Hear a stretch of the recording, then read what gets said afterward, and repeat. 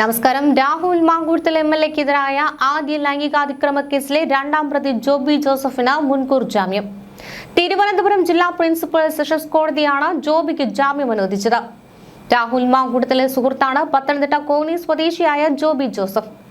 രാഹുലിന്റെ നിർദ്ദേശപ്രകാരം ഗർഭഛിദ്രത്തിനുള്ള ഗുളിക കൈമാറിയത് ജോബിയാണെന്നായിരുന്നു പരാതിക്കാരി നൽകിയ മൊഴി. ഡോക്ടറുടെ കുറിപ്പടിയില്ലാതെയാണ് ഇയാൾ മരുന്ന് എത്തിച്ചു നൽകിയതെന്നും യുവതി മൊഴി നൽകിയിട്ടുണ്ട്. ഇതിന്റെ അടിസ്ഥാനത്തിലായിരുന്നു ഇയാൾക്കെതിരെ കേസെടുത്തത്. രാഹുൽ മാങ്കൂട്ടത്തിനെതിരെ 2 കേസുകളാണ് പോലീസ് രജിസ്റ്റർ ചെയ്തത്.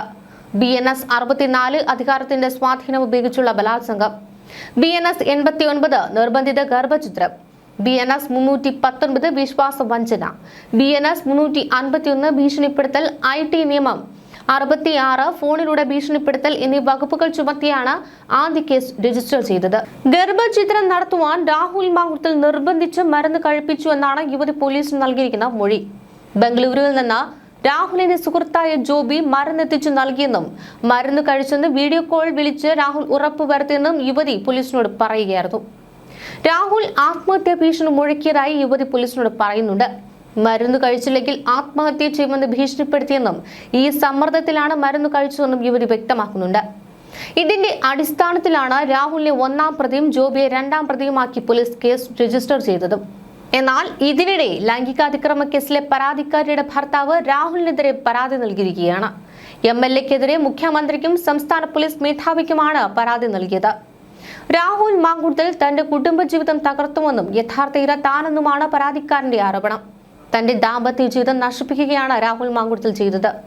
യുവതി വിവാഹിതയാണെന്ന് അറിഞ്ഞിട്ടും പ്രതിയുടെ ലൈംഗിക താല്പര്യം കൊണ്ടും ലൈംഗിക വൈകൃതം കൊണ്ടുമാണ് ഇത്തരത്തിലൊരു തെറ്റ് നടന്നത്.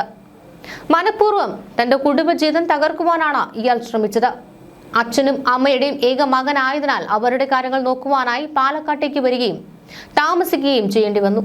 തങ്ങൾക്കിടയിലുണ്ടായ ചെറിയ സൗന്ദര്യ പിണക്കുകളെ പ്രതി മുതലെടുക്കുകയായിരുന്നു. രാഹുലിന്റെ വാദങ്ങളെല്ലാം തെറ്റാണെന്നും പരാതിക്കാരൻ പറയുന്നുണ്ട്.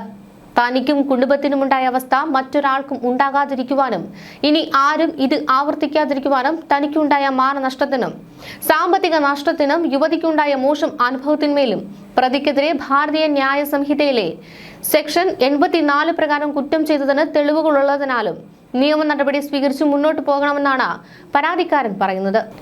ഈ ഒരു കേസിലാണ് യുവതിക്ക് ഗർഭഛിദ്രത്തിനുള്ള മരുന്ന് എത്തിച്ചത് ജോബി ജോസ് ആണ് എന്ന് തെളിഞ്ഞത്. പരാതിക്കാരി ആവശ്യപ്പെടുന്നതിനനുസരിച്ചാണ് മരുന്ന് എത്തിച്ചതെന്നാണ് ജോബിയുടെ വാദം. മരുന്നുകളുടെ ഗുരുതര സ്വഭാവത്തെക്കുറിച്ച് തനിക്ക് അറിവില്ലായിരുന്നുവെന്നും ജോബി നൽകിയ ഹർജിയിൽ വ്യക്തമാക്കുന്നുണ്ട്. ഇത് സംബന്ധിച്ച ചാറ്റുകളും കോടതിയിൽ ഹാജരാക്കിയിരുന്നു. കേസിൽ 2-ാം പ്രതിയാണ് ജോബി. എന്നാൽ അശാസ്ത്രീയമായ ഭ്രൂണഹത്യയാണ് നടത്തിയതെന്നതിന്റെ തെളിവുകൾ അതിജീവിത പോലീസിന് കൈമാറിയിട്ടുണ്ട്. ഗർഭസ്ഥ ശിശുവിന് 3 മാസത്തെ വളർച്ച ഉണ്ടായിരുന്നതായി പറയുകയാണ്.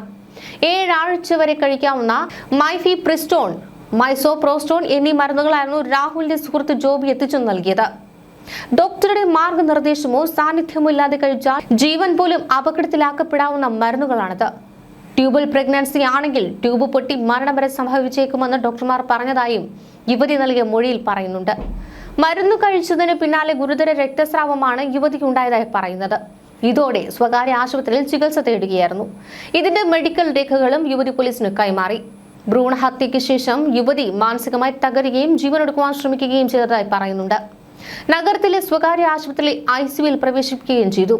ഗുരുതരമായ ആരോഗ്യ പ്രശ്നങ്ങളും യുവതിക്കുണ്ടായി. ഇതിന്റെ രേഖകളടക്കം പോലീസ് ശേഖരിച്ചിരുന്നു. യുവതിയെ പരിശോധിച്ച ഡോക്ടറിൽ നിന്ന് പോലീസ് മൊഴിയെടുക്കുകയും ചെയ്തു. വിവാഹ ബന്ധമൊഴിഞ്ഞപ്പോൾ ആശ്വസിപ്പിക്കുവാനെന്ന തരത്തിലാണ് രാഹുൽ സൗഹൃദം സ്ഥാപിച്ചതായി പറയുന്നത്. ഒന്നിച്ച് ജീവിക്കാമെന്ന് പറഞ്ഞ് പ്രലോഭിപ്പിച്ചുവെന്നും സൗഹൃദം പ്രണയമായപ്പോൾ കൂടുതൽ അടുപ്പമുണ്ടായെന്ന് യുവതി നൽകിയ മൊഴിയിൽ പറയുന്നുണ്ട്. അടുപ്പവും വിശ്വാസവും മുതലെടുത്ത് നഗ്ന ദൃശ്യങ്ങൾ രാഹുൽ പകർത്തിയെന്നും പിന്നീട് ഇത് കാണിച്ച് ഭീഷണിപ്പെടുത്തി വെറുതെയിലാക്കി ക്രൂരമായി ബലാത്സംഗം ചെയ്തുവെന്നുമാണ് മൊഴിയിൽ വിശദീകരിക്കുന്നത്. മെയ് 30-നാണ് യുവതി മരുന്ന് കഴിച്ചത്. ശേഷം ഗുരുതര രക്തസ്രാവം ഉണ്ടായെന്നും ചികിത്സാ രേഖകളിൽ പറയുന്നുണ്ട്. 2 മരുന്നുകളാണ് ഗർഭഛിദ്രത്തിനായി യുവതിക്ക് നൽകിയത്. രക്തസ്രാവത്തിന് ശേഷം പരാതിക്കാരി സർക്കാർ ആശുപത്രിയിലും സ്വകാര്യ ആശുപത്രിയിലുമാണ് ചികിത്സ തേടിയത്. യുവതിക്ക് ഗർഭഛിദ്രത്തിനായി അപകടകരമായ മരുന്നുകൾ നൽകിയതായി ഡോക്ടർ മൊഴി നൽകിയിട്ടുണ്ട്.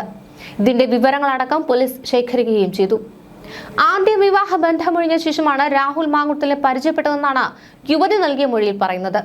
2024 ഓഗസ്റ്റ് 22-ന് ക്ഷേത്രത്തിൽ വെച്ചായിരുന്നു വിവാഹം. നിയമപരമായി രജിസ്റ്റർ ചെയ്തിരുന്നില്ല. 4 ദിവസം മാത്രമാണ് ഒന്നിച്ചു കഴിഞ്ഞത്. 1 മാസത്തിനുള്ളിൽ ബന്ധം ഒഴിഞ്ഞു. രാഹുലുമായി പരിചയപ്പെടുന്നത് വിവാഹബന്ധം ഒഴിഞ്ഞ് 5 മാസത്തിന് ശേഷമാണെന്നും ഈ യുവതിയുടെ മൊഴിയിലുണ്ട്. എന്നാൽ യുവതി വിവാഹിതയാണെന്ന് അറിഞ്ഞിട്ടും പ്രതിയുടെ ലൈംഗിക താല്പര്യം കൊണ്ടും ലൈംഗിക വൈകൃതം കൊണ്ടുമാണ് ഇത്തരത്തിലൊരു തെറ്റ് നടന്നത്. മനഃപൂർവ്വം തന്റെ കുടുംബജീവിതം തകർക്കുവാനാണ് ഇയാൾ ശ്രമിച്ചത്. അച്ഛനും അമ്മയുടെയും ഏക മകനായതിനാൽ അവരുടെ കാര്യങ്ങൾ നോക്കുവാനായി പാലക്കാട്ടേക്ക് വരികയും താമസിക്കുകയും ഒക്കെ ചെയ്യേണ്ടി വന്നു. തങ്ങൾക്കിടയിലുണ്ടായ ചെറിയ സൗന്ദര്യ പിണക്കങ്ങളെ പ്രതി മുതലെടുത്തു എന്നൊക്കെയാണ് അതിജീവിതയുടെ ഭർത്താവ് ഇപ്പോൾ പരാതിപ്പെട്ടിരിക്കുന്നത്. കുരിക്കായി നേരത്തെ തന്നെ ഈ യുവതിയുടെ മൊഴി പുറത്തു വന്നതാണ്. രാഹുൽ വിവാഹ വാഗ്ദാനം നൽകിയിരുന്നതായി പെൺകുട്ടിയുടെ മൊഴിയിലുണ്ട്. ഡിവോഴ്സ് ആയതിനാൽ വീട്ടിൽ വിവാഹത്തിന് സമ്മതിക്കില്ല. കുഞ്ഞുങ്ങൾ ഉണ്ടെങ്കിൽ വീട്ടിൽ വിവാഹത്തിന് സമ്മതിക്കുമെന്ന് വിശ്വസിപ്പിച്ചു. ഗർഭം ധരിച്ചത് അതിനാലാണെന്നും പെൺകുട്ടി പോലീസിന് നൽകിയ മൊഴിയിൽ പറയുന്നുണ്ട്. രാഹുലിനെ പരിചയപ്പെട്ടത് ആദ്യ വിവാഹം ഒഴിഞ്ഞ ശേഷമാണെന്നും വിവാഹബന്ധം നീണ്ടുനിന്നത് വളരെ ചുരുങ്ങിയ ദിവസം മാത്രമാണെന്നും യുവതി അന്വേഷണ സംഘത്തിന് നേരത്തെ തന്നെ മൊഴി നൽകിയതാണ്. ആദ്യ വിവാഹം നടന്നത് 2024 ഓഗസ്റ്റ് 22 ക്ഷേത്രത്തിൽ വച്ചാണ്. വിവാഹം നിയമപരമായി രജിസ്റ്റർ ചെയ്തിട്ടില്ല. 4 ദിവസം ഒരുമിച്ച് താമസിച്ചു. 1 മാസത്തിനുള്ളിൽ ബന്ധമൊഴിഞ്ഞുവെന്നും യുവതി അന്വേഷണ സംഘത്തിന് നൽകിയ മൊഴിയിൽ പറയുന്നുണ്ട്. രാഹുലുമായി പരിചയപ്പെടുന്നത് വിവാഹബന്ധം ഒഴിഞ്ഞ 5 മാസത്തിന് ശേഷമാണെന്നും ഈ യുവതിയുടെ മൊഴിയിലുണ്ട്. വിവാഹിതയ്ക്ക് എങ്ങനെ വിവാഹ വാഗ്ദാനം നൽകുമെന്ന രാഹുലിന്റെ വാദത്തിനെതിരെയാണ് ഈ ഒരു മൊഴി വന്നത്. ഭർത്താവ് ഇരിക്കെയാണ് യുവതി രാഹുലുമായി ബന്ധപ്പെട്ടത് എന്ന ആരോപണം ഉയർന്നിരുന്നു. അതേസമയം യുവതി വിവാഹിതയാണെന്ന കാര്യം തനിക്ക് അറിയാമായിരുന്നുവെന്ന് രാഹുൽ മുൻകൂർ ജാമ്യാപേക്ഷയിൽ പറഞ്ഞിട്ടുമുണ്ട്. ഭർത്താവിന്റെ ഉപദ്രവങ്ങൾ വിവരിച്ചാണ് തന്നോട് സംസാരിച്ചതെന്നും ആ ബന്ധമാണ് വളർന്നതെന്നും പിന്നീട് ലൈംഗിക ബന്ധത്തിൽ എത്തിയതെന്നും രാഹുൽ മുൻകൂർ ജാമ്യാപേക്ഷയിൽ വ്യക്തമാക്കുകയായിരുന്നു. യുവതിയെ ബലാത്സംഗം ചെയ്യുകയും നിർബന്ധിച്ചു ഗർഭചിത്രം നടത്തുകയും ചെയ്തെന്ന കേസിൽ രാഹുൽ മാങ്കുട്ടൽ MLA ജനുവരി 7 വരെ അറസ്റ്റ് ചെയ്യരുതെന്ന് ഹൈക്കോടതി വ്യക്തമാക്കിയിട്ടുണ്ട്. മുൻകൂർ ജാമ്യാപേക്ഷ പരിഗണിച്ചപ്പോഴാണ് കോടതി അറസ്റ്റിനുള്ള വിലക്ക് നീട്ടിയത്. ജാമ്യ ഹർജിയിൽ ക്രിസ്മസ് അവധിക്ക് ശേഷം വിശദമായ വാദം കേൾക്കുമെന്നാണ് വ്യക്തമാക്കിയത്. കേസിൽ വിശദമായി വാദം കേൾക്കണമെന്ന് വ്യക്തമാക്കിക്കൊണ്ടാണ് നേരത്തെ കോടതി രാഹുലിന്റെ അറസ്റ്റ് താൽക്കാലികമായി വിലക്കിയത്. പരസ്പര സമ്മതത്തോടെയുള്ള ബന്ധമായിരുന്നെന്നും ബന്ധത്തിൽ വിള്ളലുണ്ടായപ്പോൾ യുവതി പരാതി നൽകി എന്നുമാണ് മുൻകൂർ ജാമ്യ ഹർജിയിൽ രാഹുലിന്റെ വാദം. ആരോപണം ബലാത്സംഗ കുറ്റത്തിന്റെ നിർവചനത്തിൽ വരുന്നതല്ല. ഗർഭചിത്രം നടത്തിയെന്ന ആരോപണം തെറ്റിദ്ധരിപ്പിക്കുവാനാണ്. ഇക്കാര്യത്തിൽ തന്റെ പക്കൽ മതിയായ തെളിവുകളുണ്ട്. കസ്റ്റഡിയിൽ ചോദ്യം ചെയ്യേണ്ട ആവശ്യമില്ല. അന്വേഷണവുമായി സഹകരിക്കാൻ തയ്യാറാണ് എന്നും ഹർജിയിൽ പറഞ്ഞിരുന്നു. തിരുവനന്തപുരം സെഷൻസ് കോടതി നേരത്തെ ജാമ്യാപേക്ഷ തള്ളിയതിനെ തുടർന്നാണ് രാഹുൽ ഹൈക്കോടതിയെ സമീപിച്ചത്. രാഹുലിനെതിരായ 2ാമത്തെ ബലാത്സംഗ കേസിൽ തിരുവനന്തപുരം സെഷൻസ് കോടതിയിൽ നിന്ന് നേരത്തെ മുൻകൂർ ജാമ്യം ലഭിച്ചിട്ടുണ്ട്. ഹോം സ്റ്റേയിൽ എത്തിച്ച് ബലാത്സംഗം ചെയ്തുവെന്ന് കാട്ടി ബംഗളൂരുവിൽ താമസിക്കുന്ന 23-കാരി നൽകിയ പരാതിയായിരുന്നു ഇത്. എല്ലാ തിങ്കളാഴ്ചകളിലും അന്വേഷണ ഉദ്യോഗസ്ഥർക്ക് മുന്നിൽ ഹാജരായി ഒപ്പിടണമെന്ന ഉപാധിയോടെയാണ് ഡിസംബർ 10 കേസിൽ മുൻകൂർ ജാമ്യം അനുവദിച്ചിരുന്നത്. വിധിക്കെതിരെ സർക്കാർ ഹൈക്കോടതിയിൽ അപ്പീൽ നൽകിയിരുന്നു.